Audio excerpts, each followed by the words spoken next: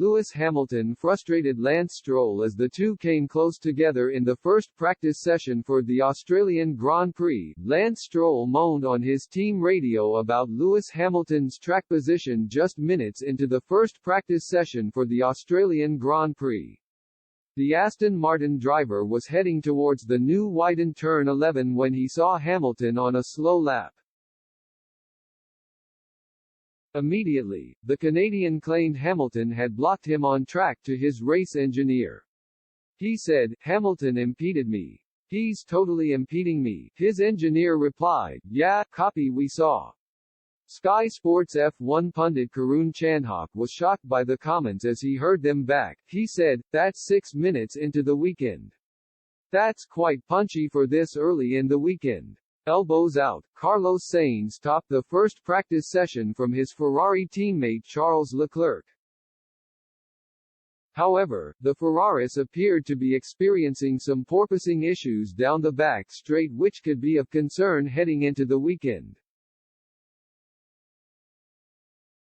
The Red Bull pair of Sergio Perez and Max Verstappen were next but were still half a second adrift.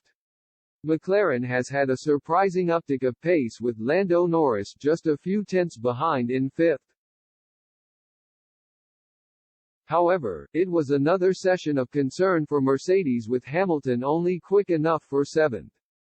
Teammate George Russell also struggled with a lap only good enough for 12th in the first session. Stroll finished 16th, 2 tenths slower than his returning teammate Sebastian Vettel. Mercedes were expected to bring a new aero upgrade to Melbourne this weekend in a bid to solve some of their issues, but that has not been the case.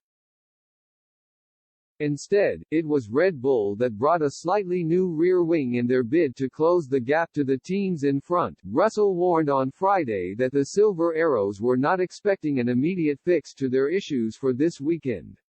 He explained there was nothing substantial this weekend, which will immediately close the gap to the leaders.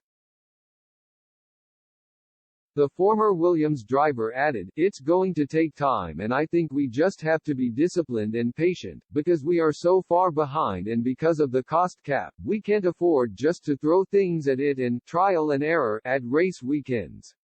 We need to trust the process and bring the upgrades when we have total faith and confidence they will do as we expect, and that will be a number of races before we start seeing that."